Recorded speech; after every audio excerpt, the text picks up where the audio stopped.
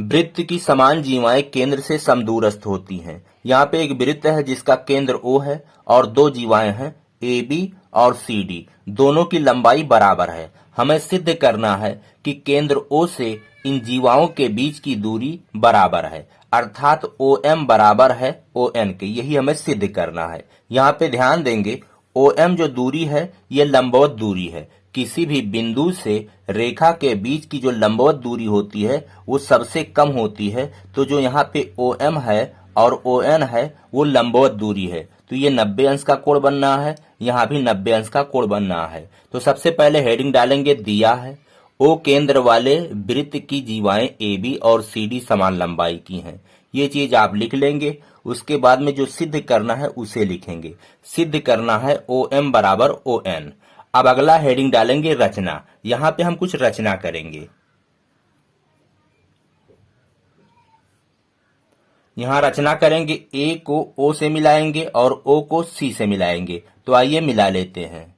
यहाँ पे हमने रचना कर लिया है, O को A और C से मिलाया। तो यहाँ लिखेंगे O को A और C से मिलाया। अब अगला हेडिंग डालेंगे, उपपत्ति। उपपत्ति। अब यहाँ पे देखिए चित्र में OM लंब है AB पर। OM लंब है AB पर। OM क्या है? केंद्र से जीवा पर खींचा गया लंब है और AB एक जीवा है। तो एक परिमेय है कि किसी भी वृत्त के केंद्र से जीवा पर खींचा गया लंब जीवा को समद्विभाजित करता है। तो हम यहाँ पे लिख सकते हैं कि AM बराबर है BM के। AM बराबर है BM के और बराबर किसके है? पूरे के आधा के, AB बटे 2 के। इसको हम समीकरण 1 मान लेते हैं। उसी प्रकार ON लंब है CD पर। ON लंब है CD पर। तो यहाँ पे CD क्या है? जीवा है। O क्या है? केंद्र है। तो ON केंद्र से जीवा पर खींचा गया लंब है और ये जीवा है। तो इस जीवा को दो बराबर हिस्सों में बांट रहा है। तो CN ये दूरी और DN ये वाली दूरी बराबर है। तो हम लिख सकते हैं CN बराबर DN और बराबर किसके होगा? पूरे के आधा के, CD बटे 2 के। इसको हम समीकरण 2 मान लेंगे। अब चलिए हम आगे हल करते हैं। चूंकि दिया गया है कि AB वो बराबर है CD के, ये दिया है, प्रश्न में दिया गया, कथन कह रहा है। अब इसका आधा कर दीजिए, AB बटे 2 कर सकते हैं। तो इधर भी हमें करना होगा CD बटे 2। अब AB बटे 2 बराबर हम AM लिख सकते हैं। यहाँ पे देखिए ऊपर समीकरण 1 से AB बटे 2 बराबर AM और CD बटे 2 बराबर CN। तो AM बराबर CN आ गया समीकरण 1 और 2 से। अब आइए चित्र में देखते हैं। यहाँ पे दो त्रिभुज हैं, एक AOM है ये वाला त्रिभुज और दूसरा है CON। ये दोनों त्रिभुज को हम सर्वांग सम करेंगे। तो चलिए यहीं पे कर लेते हैं।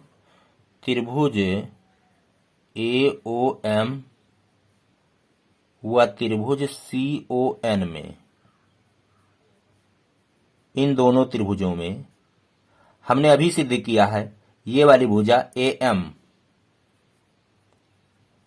बराबर है CN के। यहां देखिए, तो यहां लिखेंगे सिद्ध है, ऊपर सिद्ध है। और ये वाला कोण इस वाले कोण के बराबर है, 90 अंश है। तो इसका नाम है AMO, कोण AMO वो बराबर है कोण CNO और बराबर है 90 अंश। यहां पे आप लिख सकते हैं कि दिया है।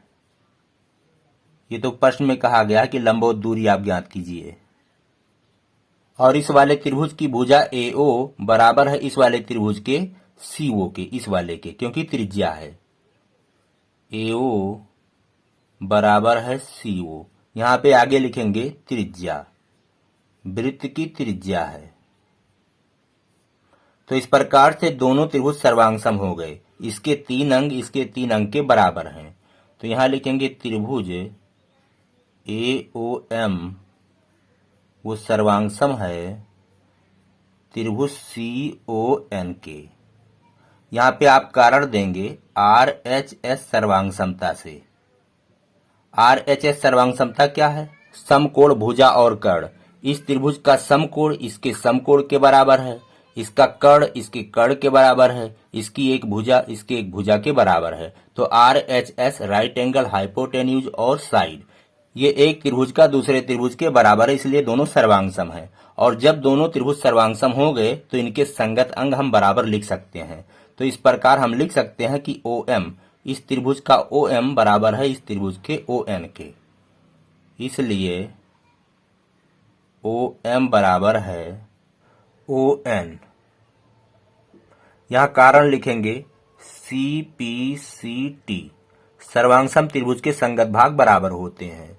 तो यहाँ सिद्ध हो चुका है कि OM बराबर ON, अर्थात किसी भी वृत्त की जीवाएं अगर समान हैं तो केंद्र से उनकी दूरी बराबर होगी। मैं आशा करता हूं कि यह वीडियो आपके समझ में आया होगा। हम मिलेंगे आपसे अगले वीडियो में। कहते हैं जय हिंद, जय भारत।